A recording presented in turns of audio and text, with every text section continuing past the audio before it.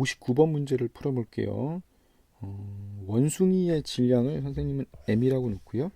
그리고 요 지면에 있는 짐짝의 질량을 m이라고 놓을게요. 각각이 10kg, 15kg이 이제 주어졌네요. A입니다. 짐짝을 끌어올리려면 원숭이는 최소한 얼마만큼의 가속도로 움직여야 되느냐. 뭐 이러한 문제겠네요. 그죠? 그리고 두 번째, 짐짝이 지면에서 떨어지고 난 다음에 원숭이가 오르는 것을 멈춘대. 그죠? 오르는 것을 멈춘다는 건 그때 또 힘의 크기는 좀 달라지겠죠?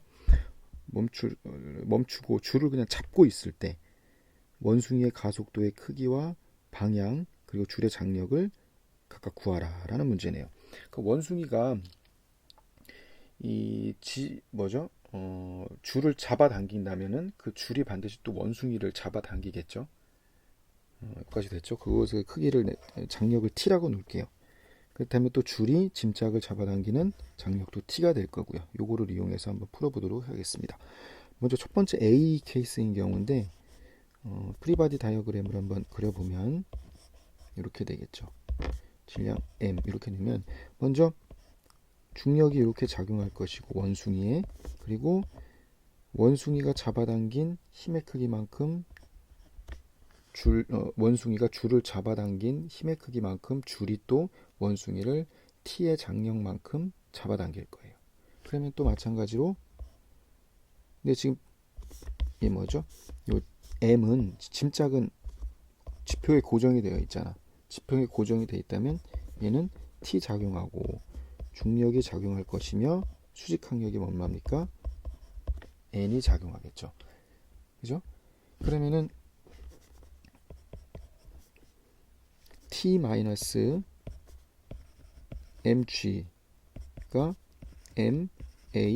ma만큼의 가속도로 움직일 거예요. 그죠? 이제 잡아당긴다면.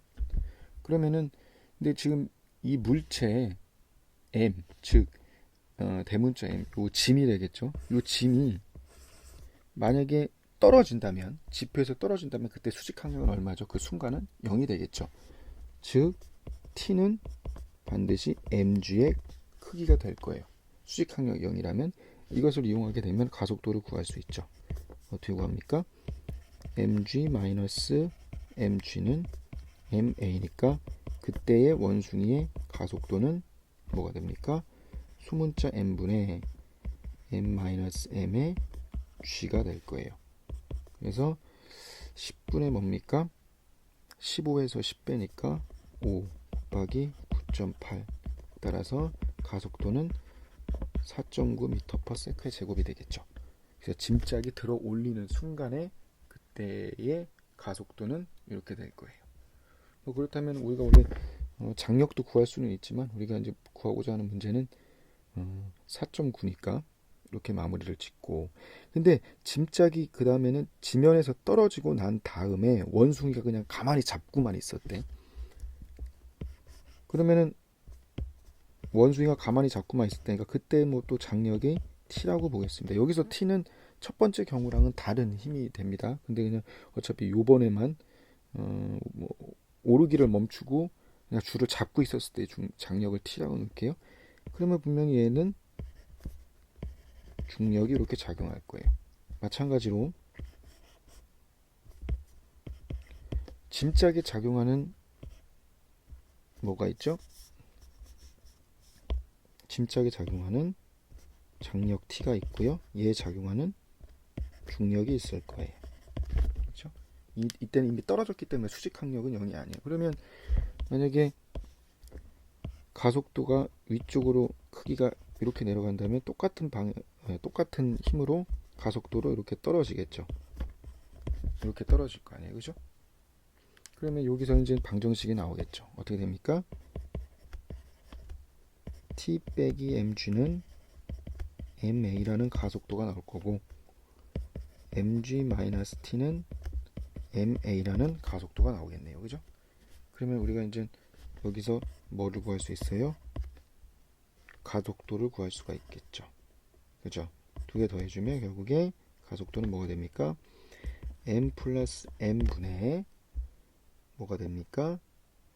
m 마이너스 m의 g 이렇게 되겠네. 그럼 얘를 구해보면은 뭐가 돼요? 두 개 더하면 25분의 5의 9.8 이렇게 되겠네. 그럼 얘 풀어주면 4분의 1이 된다는 거네요. 9.8에 나누기 4로 나눠주게 되면 2.45가 된다는 거예요. 2.45 미터 퍼 세크의 제곱이 되겠죠. 그리고 방향은 어떻게 되겠어요? 아래 방향이겠죠. 그러니까 떨어지게 되겠네요. 그래서 원숭이의 가속도의 방향은 위쪽 방향이 될 거고, 그때의 장력은 따라서 t는 어떻게 구해주면 돼요? m의 g 플러스 a가 될 거 아니야. 그죠? 그러면은 m이 얼마야? 10 곱하기 9.8 더하기 2.45 이렇게 되겠네. 그럼 얘는 결과적으로 빨간색으로 써주면 줄의 장력은 2.45에다가 9.8을 더해준 거에 곱하기 10이니까 122.5 뉴턴이 되겠네. 그쵸? 여기까지 이해됐죠? 이상으로 59번 풀이를 마칠게요. 62번 문제를 풀어보도록 해볼게요. 투포한 경기에서 많은 선수들은 같은 높이에서 수평거리가 가장 긴 이론값이 42도보다 작은 각도로 포환을 던진다. 그 중에 한 가지 이유는 포환을 던지기 위해 가속시키는 단계에서 투포한 선수가 얻을 수 있는 포환의 속력과 관계가 있다라는 거예요. 투포한 선수의 준비 동작에 의해서 생긴 초기 속력을 2.5 미터 퍼 세크이고요. 질량이 7.26km인 포환이 이 투포한 선수가 이 포환에다가 380N의 일정한 힘으로 1.65m를 계속 가속시켰다고 했을 때 포환을 가속시키는 각도가 30도인 경우랑 42도인 경우에 각각 최종적으로 이제 던지는 거겠죠. 그죠? 투포한 선수가 딱 던지게 돼서 1.65m에서 딱 투포환을 놓았을 때의 얻게 되는 속력을 구하라는 문제예요. 여기까지 됐죠? 그리고 각각의 30도일 때랑 41도, 42도일 때를 한번 구했을 때 발사 속력이 만약에 42도까지 높이면은 얼마만큼 또 감소하는지 그것을 풀어보도록 해볼게요. 그러면 투포환에 작용하는 R자임을 보게 되면 어떻게 될까요? 이거를 X축이라고 놓을게요. X축, Y축이라고 볼게요. 그랬을 때 투포환에 작용하는 힘은 두 가지 힘이 있겠죠. 먼저 가장 우리가 알고 있는 중력 mg가 있을 거고요. 그리고 이 투포환에 얼마만큼 만약에 세타만큼의 방향으로 투포환에 380N의 일정한 힘을 작용했다고 볼게요. 여기까지 됐죠? 그렇다면 이때에 우리가 일정한 힘이라고 했으니까 이때 가속도를 우리가 구할 수가 있을 거예요. 어떻게 구할 수가 있죠? 분명히 F는 ma입니다. 근데 여기는 평면상의 운동이기 때문에 벡터로 표현할 필요가 있겠죠. 얘는 다시 쓰면 fx, fy가 되겠죠. 그죠? 얘는 m의 ax, ay 이렇게 표현할 수가 있겠죠. 여기까지 됐죠? 그렇다면 한번 봅시다. x축 방향의 성분은 뭐가 됩니까? f 코사인 세타일 거예요. 얘는 max가 되겠죠. 마찬가지로 y축 방향의 힘은 f 사인 세타일 거예요. 얘는 m의 ay일 거예요. 근데 얘가 f가 일정한 힘이라고 했으니까 당연히 가속도도 일정한 가속도, 즉 등가속도 운동이 될 거예요. 그러면 우리가 여기서 알 수 있는 건 x축 방향의 가속도는 m분의 f 코사인 세타이고요. y축 방향의 가속도는 m분의 f 사인 세타 이렇게 되겠죠. 그렇죠? 그러면 풀어봅시다. 여기서 결국엔 세타가 30도인 경우나 42도일 때를 풀어보라는 거예요. 첫 번째 A입니다. 세타가 몇 도일 경우에 30도일 경우에 풀어볼게요. 그러면 어떻게 돼요? AX, 즉 X축방의 가속도는 뭐가 됩니까? 7.26분의 F가 380N이고요. 코사인 30도는 뭐가 됩니까? 코사인 30도가 되겠죠. 그리고 AY는 뭐가 되죠? 마찬가지로 7.26분의 380 곱하기 사인 30도일 거예요. 얘를 한번 계산기를 이용해 보겠습니다. 기존 거 다 지우고요. 먼저 380에다가 코사인 30도, 코사인 미안합니다. 코사인 30도 곱해준 다음에 7.26으로 나눠주게 되면 45.33이 나와요. 미터 퍼 세크의 제곱일 거고요. Y축 방향의 가속도는 뭐만 바꿔주면 돼? 사인 30도만 바꿔주면 되겠네. 사인 30도 이렇게 해주면 되겠죠. 그럼 26.17이 되겠네요. 26.17 미터 퍼 세크의 제곱 이렇게 될 거예요. 여기까지 됐죠? 그러면 우리가 초기 속력을 볼까요? 우리가 처음에 초기 속력, 초기 속도라고 정확히 표현해야겠네. 초기 속도를 V0라고 놓으면 얘는 V5X, V5Y로 이렇게 표현할 수가 있겠죠. 그러면 결국에 V5X는 뭐가 됩니까? 지금 뭐죠? 2.500이라고 했으니까 2.5의 코사인 몇 도예요? 세타가 될 거예요. VOY는 2.5의 사인 세타가 되겠죠. 그죠? 근데 우리가 30도인 경우를 해줬으니까 마찬가지로 2.5 코사인 30도 해주면 2.17. X축 방향의 초기 속도는 2.17 미터 퍼 세크가 될 거고요. Y축 방향 2.5 곱하기 사인 30도는 1.25가 되겠네요. 1.25 미터 퍼 세크. 우리가 Y축 방향의 가속도도 한번 써볼게요. X축 이거 잠시 380 곱하기 코사인 30도 먼저 아까 전에 해놨는데 코사인 30 그냥 해놓는 겁니다.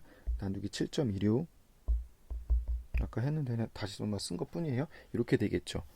그러면 우리가 1.65m 후에 최종적인 속도를 구할 수가 있겠죠. 왜냐면 가까이 가속도를 아니까. 어떤 식을 이용할 거냐면 바로 이겁니다.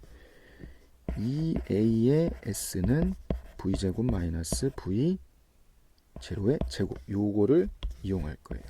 그렇다면은 이게 지금 어떻게 이용하면 되냐면 우리가 이러한 경사면을 한번 생각해 볼게요.